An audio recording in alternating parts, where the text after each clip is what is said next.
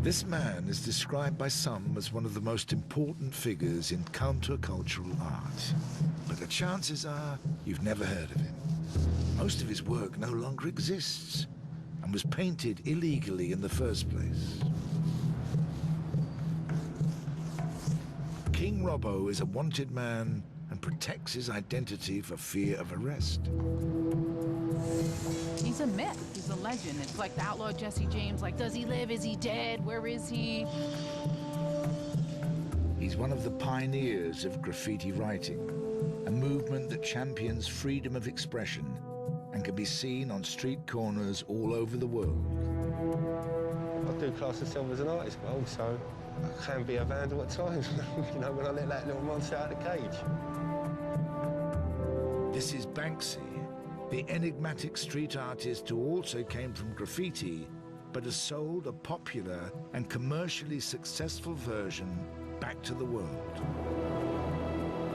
Counterculture's against hedge fund managers and bankers, you know, and they're the ones who don't buy Warhols and Picassos anymore, they buy Banksys. But while Robbo's graffiti writing is reviled and criminalized, Banksy's street art is feted by celebrities and endorsed by the authorities. There's someone saying, clean it off, and if it's a Banksy, leave it. The differing treatment of Robbo and Banksy is symptomatic of a wider battle between street art and graffiti, and until recently, both men were a universe apart. That was until one of them committed an act deemed so hostile it shocked the graffiti world. It's caused fights. Blood is drawn for the disrespect that it caused. And started the most divisive art feud since Matisse and Picasso. It is a graffiti war. He started it, and, you know, I'll carry on until I'm finished.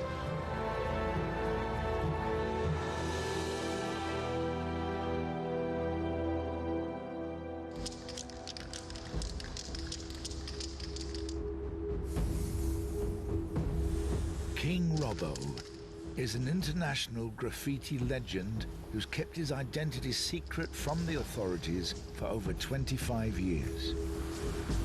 A founding father of the British graph scene, he achieved infamy and respect in equal measure during the 80s, when his tag appeared all over London's trains and underground system. This is the tag, the R, the O, the B, and the O. And there's my little devil tail that comes through it. This is your basic tag. Well, it's not a basic tag, that's the best tag you'll ever see. After a tag, you'll get the one-letter throw-up. Yeah, there we go. And it's all just one movement. It's to be done quickly, and it's a baby R. It's my baby. This was like my trademark in the 80s. It was on every train going.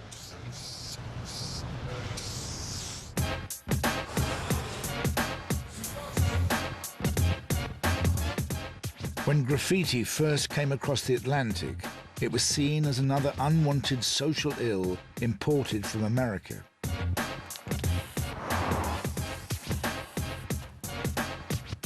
For the teenage Robbo from a tough London council estate, bombing the trains was the way to raise a big middle finger to authority, as well as an opportunity to get his art seen by as many people as possible. An art gallery on wheels. And for a graffiti writer, that's the ultimate goal, is to do the trains. If you've got a piece running across London, you've got hundreds of thousands of people who are going to see it. I mean, a piece of artwork running live for everyone to see. And that's not more exciting than that, you know? You'd catch the last train to whatever yard you was going to. You'd check it all out, make sure there was no police creeping around or anything. Under the cover of darkness, usually very little light, you'd go to work doing your pieces. And you might do 20 or 30 trains. That's just bombing, bombing, bombing, bombing. And I was doing that for years. You live graffiti 24/7, where you could get caught at any moment. You're living on the edge. It was about the adrenaline rush out of it. selling drugs and drink, and that was my drugs and my drink. It was going out doing graffiti.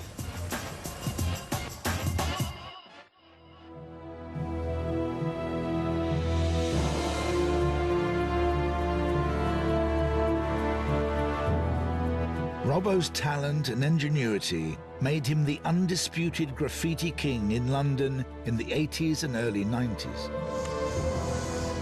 The reason Robbo has got so much respect is because he worked out how to get in pretty much every train yard in London, you know. Before anyone else was going to any of the yards, he was the one who worked out, you know, how to get in, how to get out, how to do it properly. He was the one who smashed it all city. Like, you can't really have any more respect for anyone, and anyone who's got the most remote idea about how graffiti works would automatically know that.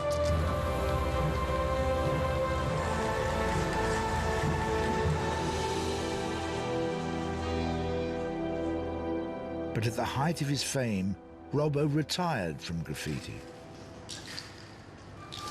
You know, I painted all the trains in London. I got up all over London. I was all city. I'd been all over Europe painting trains, and I'd been to America and painted trains in New York. You know, I couldn't really take it much further. It was sort of time to sort of grow up and be responsible. I couldn't afford to get arrested and go to prison, because who's gonna support my children when I'm in prison? I'm no good to them there, so that's when I'll give up. All of his work gradually vanished from the walls and trains of London, except for this piece. Painted in 1985, underneath the British Transport Police headquarters on a barely accessible spot of Regent's Canal, it became the oldest piece of graffiti in London and a testament to Robbo's legendary status. Even in retirement, Robbo was revered by new writers coming onto the scene. But then one night, he met a young artist from Bristol called Banksy. So I was at a place called the Dragon Bar down Old Street. I was introduced to a couple of guys, and they was like, well, it's such an honour to meet you and stuff. You know, they was paying respect. When I was introduced to Banksy, I went, oh, yeah, I've heard of you, mate. How you doing? And he went, well, I've not heard of you. Whenever I met someone, whether I heard of them or not, I always said I did hear of them. I never put no one down. And he dismissed me as a nobody, a nothing. So with that, I slapped him. I went, what, you ain't heard of me? But you won't forget me now, will you? And with that, he picked up his glasses and he ran off.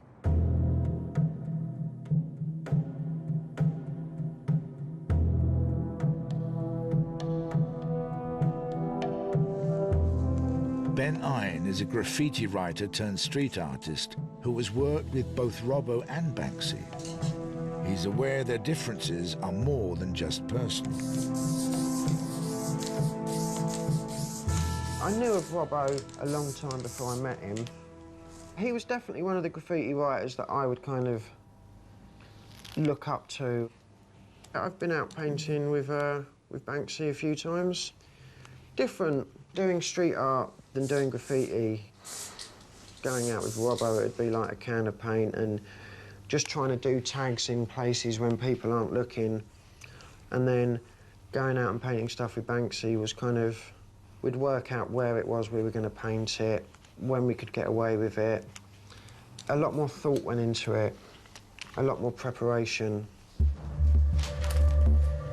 Banksy didn't seem to make much of an impact as a graffiti writer, so he tried something different.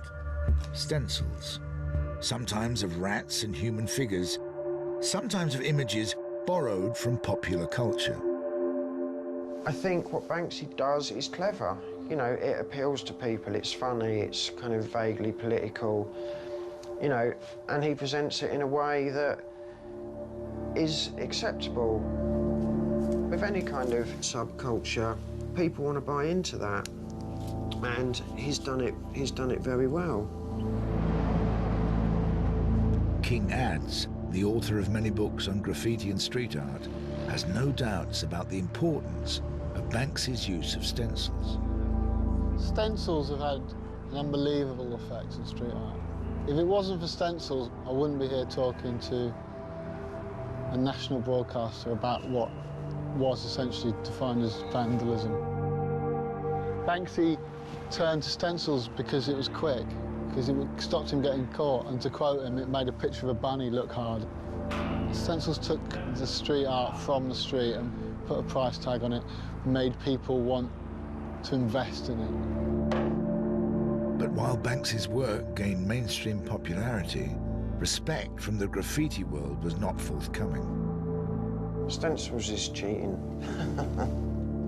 Why did he say it was cheating to do a stencil? It's just that old graffiti thing that real graffiti writers paint trains and real graffiti writers nick their paint and real graffiti writers do everything freehand. And using stencils is cheating. You know, street artists make work to sell work, to make money, to have shows in galleries, and all of that goes against what graffiti is all about. You know, graffiti is kind of about male ego and damage, and graffiti's got a lot of self-imposed rules. However, Banksy doesn't play by graffiti's rules, and never did.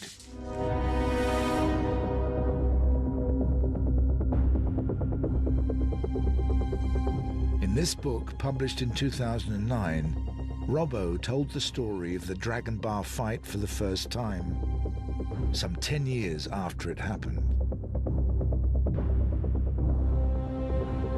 Shortly after the book came out, Banksy attacked Robbo's final surviving piece of work and turned the famous canal-side piece into this.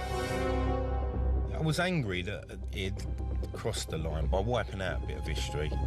It took an iconic piece and used it to his own gains. That's a no-no. Banksy declined to be interviewed, but when asked to respond to Robbo's account, he said this.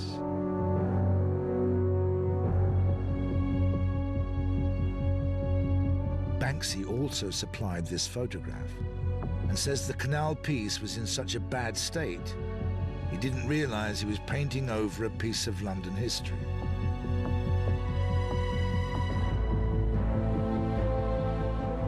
Nevertheless, Banksy's act was considered sacrilegious by many in the graffiti world, and it brought King Robbo out of retirement.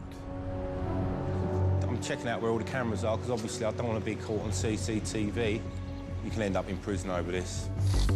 Graffiti writing has a strict code of conduct. One of the most important rules is that you never incorporate a piece by another artist into your own work without their permission. As Banksy did to Robbo. Well, for a piece to exist for 25 years in central London is like an Aztec temple or a Mayan ruin. Robbo's old piece was there for years. It was like an institution. That was just downright wrong. That is a calculated diss. The thing about graffiti is that it's territorial. It's like a dog pissing on a lamppost, you know, it is. Robbo's piece had been up since the 80s, and Banksy came along and toyed with it. In the graffiti world, Banksy doesn't have the right to come and do that. With us graffiti writers, there is a code of conduct, and if you was going to go over someone, you'd totally get rid of that piece and produce something new there. You want to incorporate their piece into yours. If you do that, you're asking for trouble. Robbo was so incensed by Banksy's disregard for the rules of graffiti, he decided to fight fire with fire. This is where the artistic side of that argument developed. Within a week, I come back, I jumped on a lilo. It was Christmas Day morning, about 5 o'clock. I was drenched and freezing cold, and I converted his wallpaper paster into him putting up King Robbo. And then he put the FUC in front of the king, so it was fucking Robbo. So I thought I'd come down here and get rid of the FUC, but now he's just had enough and he's painted over it. Banksy denies painting over it, But the graffiti war continued along the canal. Banksy put quite a good one, actually. It was, I don't believe in global warming. Blanked out the global, and I turned it into war. So it said, I don't believe in war. And next year I went, it's too late for that, Sonny. He painted over it all and then put a bird with a roller head. And then I come back and I put, he's not the Messiah, he's a very naughty boy. Robbo, Team Robbo. Team Robbo, it stands for anyone that believes Banksy done a wrong move by using someone else's artwork. And once you agree with that, you're Team Robbo. It's a loosely knitted thing. It ain't a crew where you've got to be invited into it. This one here had a knuckleberry fin fishing, and he pulled out a Banksy tag. I got rid of the Banksy tag and I put a placard up there saying street cred. He's not got no street cred with real writers because they just think he's a sellout who lives off graffiti. Where I put street cred, he put a no fishing sign, which is pretty lame, really. What started off as tit-for-tat one-upmanship between Robbo and Banksy degenerated into a wider battle of vitriol and personal insults between Team Robbo and Banksy's fans. Then Robbo called into question Banksy's artistic integrity. He nicked the rats from Blek the Rat from France. He was the original rat stenciler. So I bought Banksy the Rat, so everyone gets the connection with Blek and Banksy.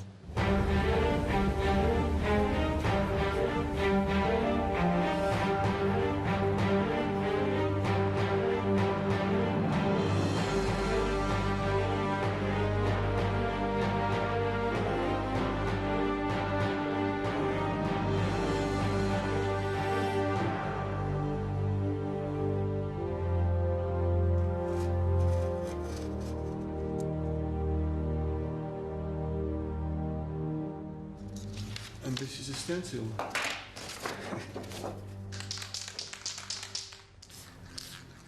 This is my original rat that I used to spray in the streets of Paris in 1981. As an art student in the 70s, Blek visited New York. The graffiti he saw there inspired him, just as it would Robbo to produce his own graffiti. But Blek wanted to create a new style. Instead of freehand letter writing, he used stencils, first of rats, then of human figures, often with a socio-political message. One of the pivotal moments of street art was when Blek was inspired to start stenciling full-size figures in the street. That's when street art began to find its voice. It wasn't a tag, it was saying something. It must have been insane walking through Paris in the 80s, and you turn a corner and there across the street would be a figure. It's almost ghost-like. He didn't know what was going to happen. He didn't know that in 20, 25 years he was going to be hailed as the godfather of street art. He was just doing it.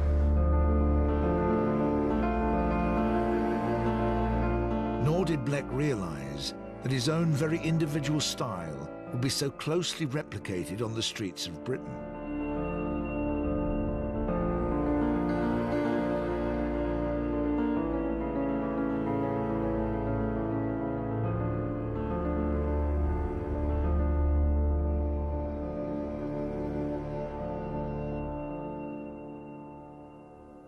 I used to make a lot of soldier.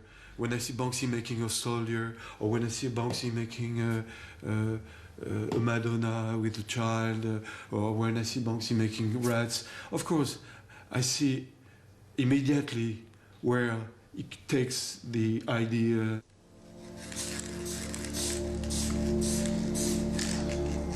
Banksy declined to comment on this, but in the past, he acknowledged his debt to Blek in a newspaper interview.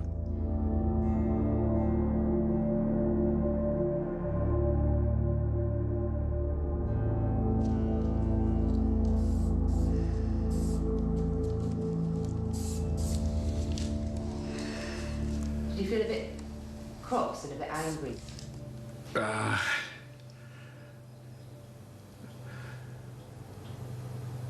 It's difficult to say, you know. A little bit, yes, of course, because when you're an artist and you use your own techniques, it's difficult to find a technique, a style, you know, in art. So when you have a style and you see that someone else is taking your style and reproduce it, you don't like that. I'm not sure about his integrity, you know. With the Banksy Robbo thing, as an artist, is that a very bad thing if you have a piece that's 25 years old? To have something painted? Yeah. It's absolutely terrible. Maybe he has to show his face now and say, I'm Banksy, and show that kind of guy he is. Because it's true that some people say, oh, Banksy is a prick, and other people have, a lot of young people, they consider Banksy like a god.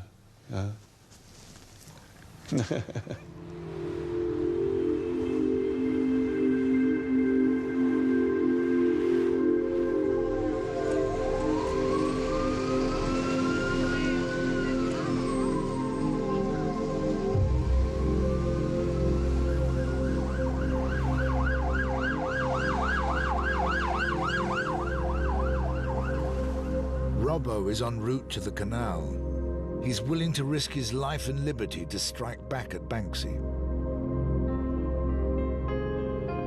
You've got to jump around a spiked fence and then cross the train tracks. You've got to be concerned with the electric rails, because that'll liven you up. A lot of thought and a lot of planning goes into it just to cut down your odds of getting arrested. You've got to know where all the CCTV is. You turn off your phones, pull your batteries out your phones, so you can't be tied to any masks. Everything goes to plan and get away with it without ending up in a police cell. Job done. Lovely. What happens if you do get caught? Do you run? Oh, yeah, I will bolt. Don't worry about that. I don't want to get arrested. I cut down and do the odds as much as I can in my favour. And the rest is in the hands of the gods. From this point on, Robbo's wearing a head-mounted night vision camera.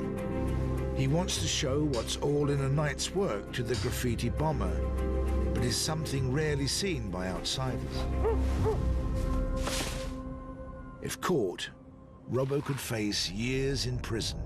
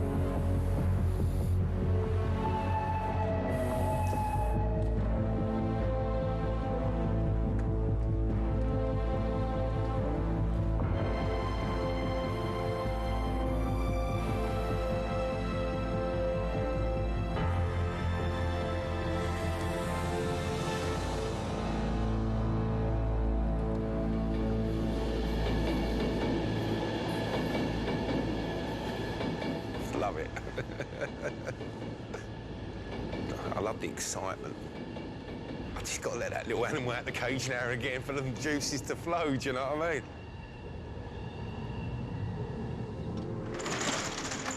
A short walk down the towpath from the scene of Robbo's battle with Banksy, the graffiti war is raging on another front. Within Islington, we're trying to make our borough as clean, green and as attractive as we possibly can. Our policy on graffiti is that we don't allow graffiti. Graffiti is criminal damage. So people who are spraying graffiti onto walls or tagging are committing a criminal act. Yes, we have arrested people. We've been successful in taking a few people to court, and 2 or 3 people have actually been sent to prison for the mindless vandalism that they've caused. Above the graffiti writing that Martin and Darren are removing, a piece of street art is being left alone. Some people might say they're more or less the same. Why are you taking one off and not the other one? Yeah, that is the argument with art, or what you call art or graffiti. I mean, to me, personally, you should remove everything, really. It's hard to decipher what is art and what is vandalism or criminal damage. If we come across a piece that we're not sure of, we have to take pictures and then give it to our manager, who will decide whether we can remove it or keep it. As the head of service, I do have some discretion, and with regard to street art, there are pieces of very attractive street art that feature in books and calendars and magazines and websites. With some of the Banksy work that we've got, my personal opinion is that they are very artistic. I genuinely believe that it does add value. So when you say add value, what does that mean? Well, the stuff that we've got, there are groups of people that come to look at this kind of work, because work of Banksy's has been sold off for huge sums of money. Does it add value? Is it art?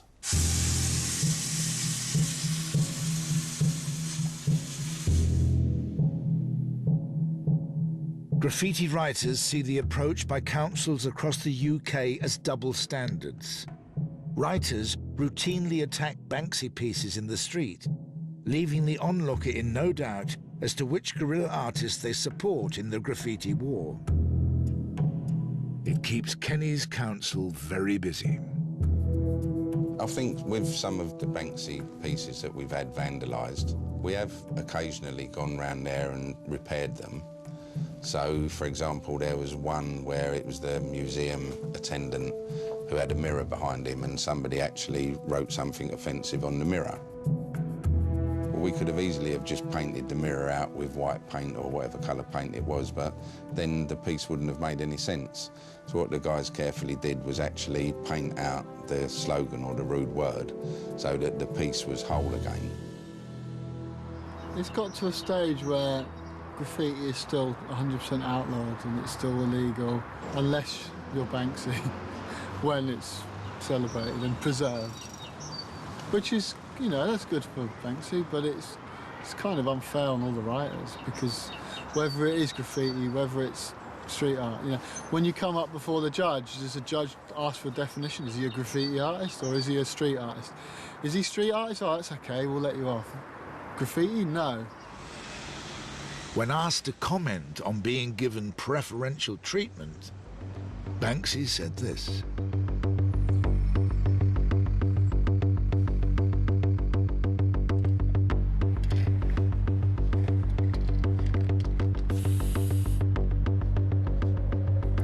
Robbo is preparing to attack another Banksy piece. Where's the camera looking? But while Banksy is protected under perspex, Robbo risks arrest and prosecution for criminal damage. See how quick and easy it is to do a stencil. No skill whatsoever. Someone seems to be stopping and looking. Fucking hell. It's looking off the bus at me. Right, mate? Yeah. Oh, thank you, mate. Look, one sec. Let me finish doing this and I'll talk to you afterwards, all right? Because I've got to do this, yeah? Thanks.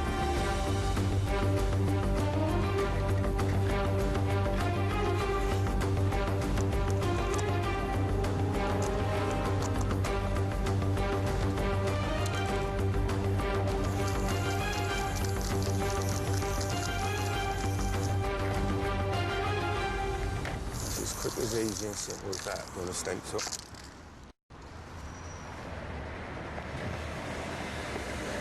Yeah, look, my name's Robbo, yeah? Been having an argument with Banksy for years, since back in the 90s. I fell out with him. Yeah. I slapped him, and then all of a sudden last year he went over one of my pieces. It was the oldest piece in London. So since then I've been going over all the... Burnt another fan. Love it.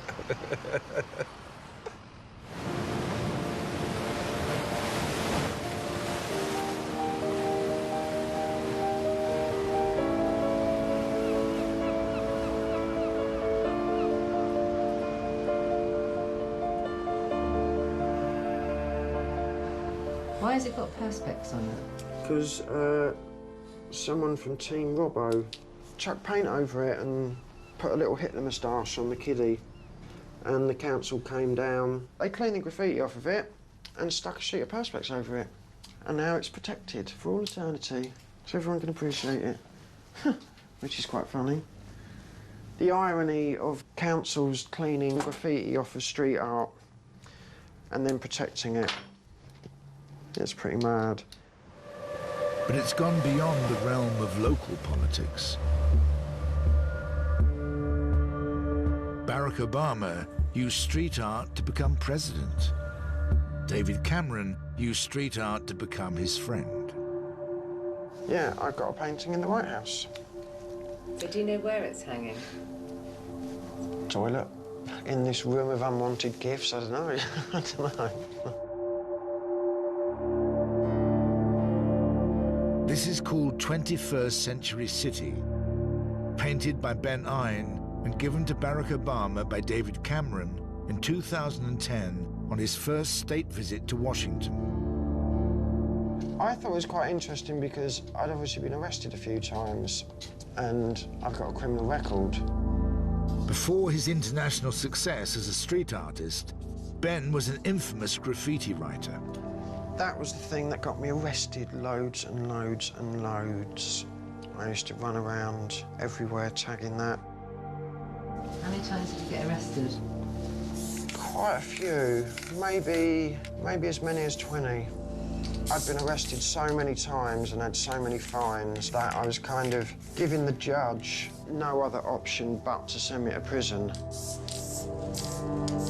Faced with a bleak future, Ben changed his approach. Gone was the hard-to-decipher code aimed at fellow graffiti writers. Here was a new style. Bold, giant lettering painted onto walls and shop security shutters. As Ben's work gained kudos around the art scene in London's East End, so did his freedom to paint wherever and whenever he liked.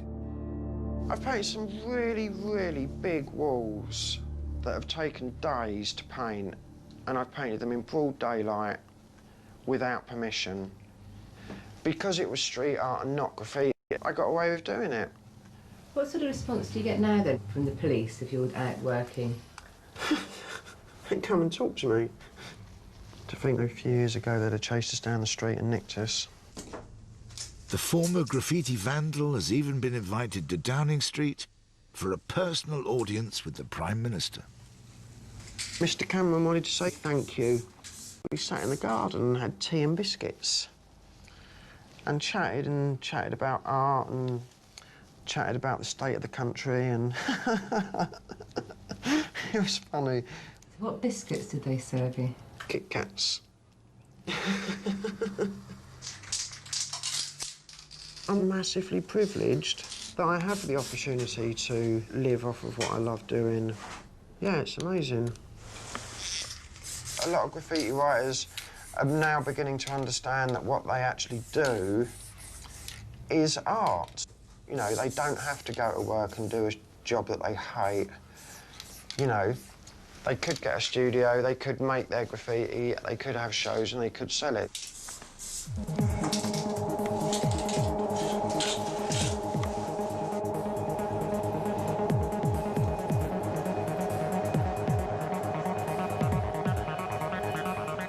This is Mecca for the world's best street art and home to the galleries that bring it to a wider audience.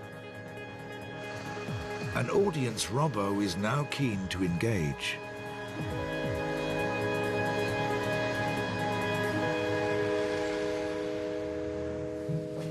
Pop Tony down there. You got Tony? Hello? Robbo is being given the chance to make the transition from outlaw graffiti writer to professional artist. We're just curating right now. gallery owner, Pure Evil, has invited Robbo to stage his first solo show, and he's produced 20 new works of art.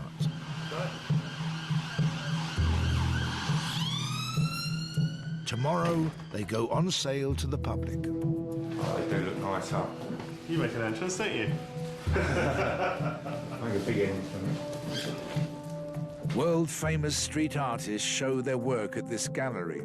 The fact that Robbo is now exhibiting here has not gone down well with some people.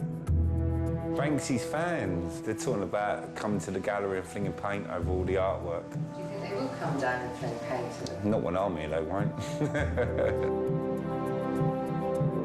I'm putting my head on the block because everyone's expecting graffiti and that, but I'm showing people that I'm more than just a graffiti artist, you know? Yeah, how bad would that be, making money out of something you love doing? The future Robbo wants, where he makes a living from his art, depends on whether or not this show is a success. So I'm on the eve, life-changing fucking experience, really. I never thought I'd ever do this. That art, when I was doing it, I never thought I'd see that in a gallery. I just wanted to see it on every train. And now, look, it's hanging up. It's all about the art, baby. The art. I just hope everyone comes and has a good time, and, you know, with an open mind. Let me into their world.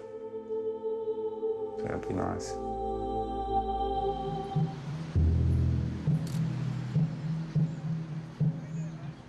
It's the day of Robbo's first solo show. With so much riding on its outcome, he's waiting anxiously in a bar around the corner. I've actually had to borrow funds from people to make this work. I put everything into it now. I put all my time and money that I've not really got to do all the canvases and the painting. So I do need to sell something to make it happen, to pay back the bank manager. Tremendous. I mean, he shows us different styles, I think. I mean, you can see the old stuff compared to all the new, and yeah, he's got talent. A lot more than certain other people can mention. I think if I was going to buy anything, I'd buy that one, definitely. And maybe that one.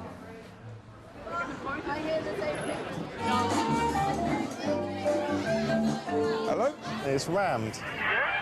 It's completely rammed. There's loads of people standing outside, lots of people standing upstairs, wandering around, looking at the art. I've got one guy who's reserved 2 pieces. No! At the end of the day, all my stuff down there is not slagging off Banksy. Our war on the street is between us. All right, it's entertainment for everyone else, but when I do my show, it ain't about slagging Banksy off, it's about showing people I'm an artist. And that's what I've got tonight.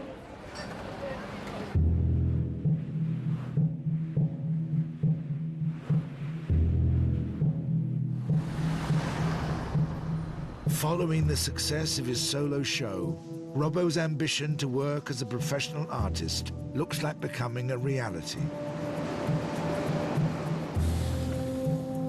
You know, I'm getting opportunities to do commissions all the time. I'm getting flown to Milan, Rome, Paris, like Berlin, this time New York. When you're an artist, you want people to see your stuff. And I used to use the tube system in London for that to happen. Now I'm doing galleries and I'm commissioned.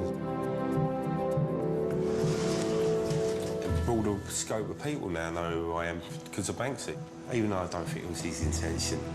Because he went over my piece, it just gave me the kick up the arse I needed to get out there and do it, and I love it.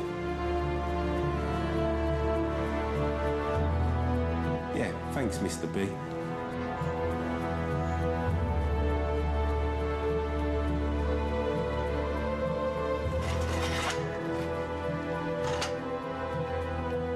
Robbo's been commissioned to promote a film premiering at the Berlin Film Festival, and he's painting a portrait of the film star on this wall. But even here, it appears that Robbo cannot escape his arch nemesis. It's right next door to Mr. B as well, so we'll see who's the best.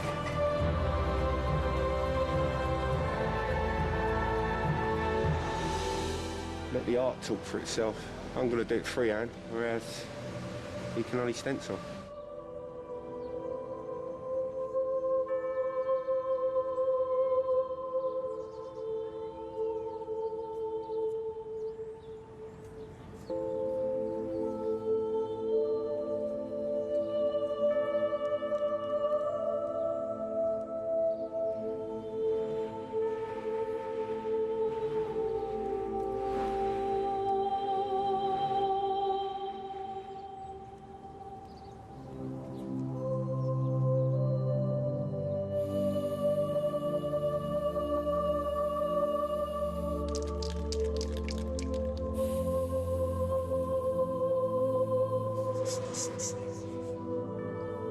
It's stunning.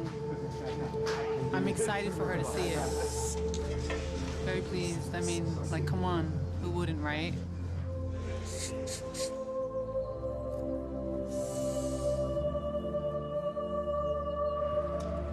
The film's director has brought actress Zoe Kravitz, whose face Robbo has carefully realized in spray paint, to the final unveiling.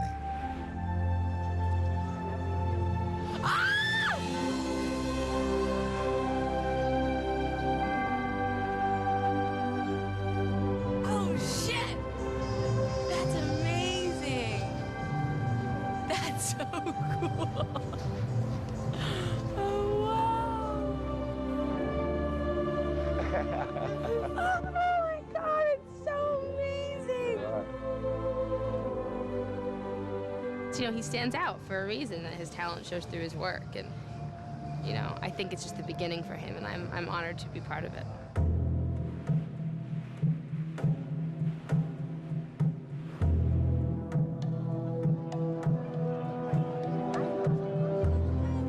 Tonight, Robbo is attending the film's premiere.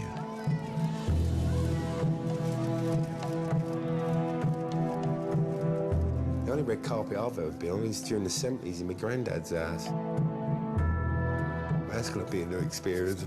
A boy from East London, and he's on the red carpet in Berlin, hanging about with directors and stars.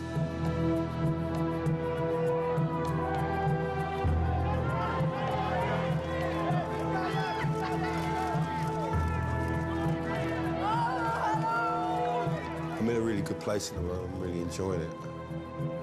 And I'm just looking forward to the future.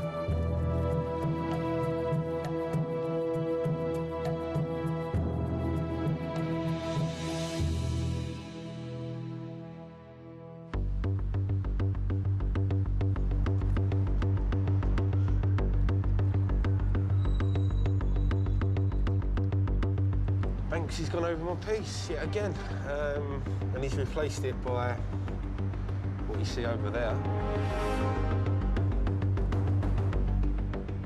He ain't trying to be better than me with graffiti. He'll come and do something like that, some stencils and some chalk, you know. But, you know, I could do that. Who knows? I might even do it.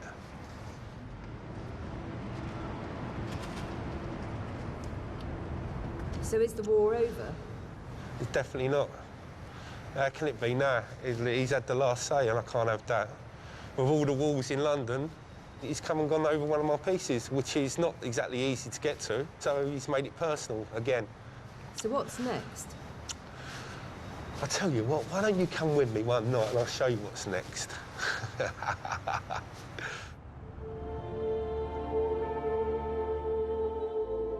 But Robbo would never paint again. Just days after this filming took place, he was found unconscious in the street with life-threatening head injuries, and he's been in a coma ever since.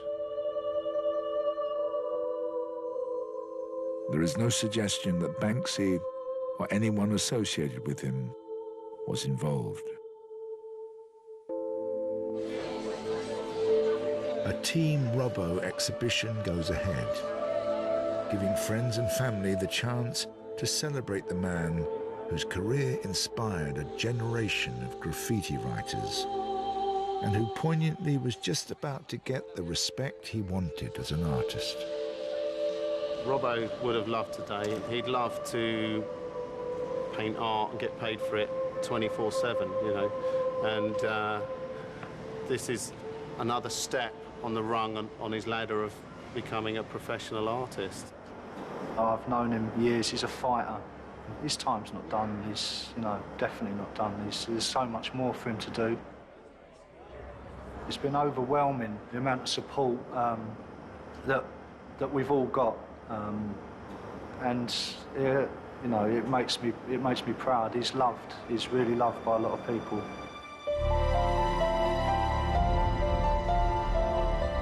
Out on the streets, the graffiti community is showing support by paying tribute to its king. And the war between street artists, graffiti writers, and the authorities continues.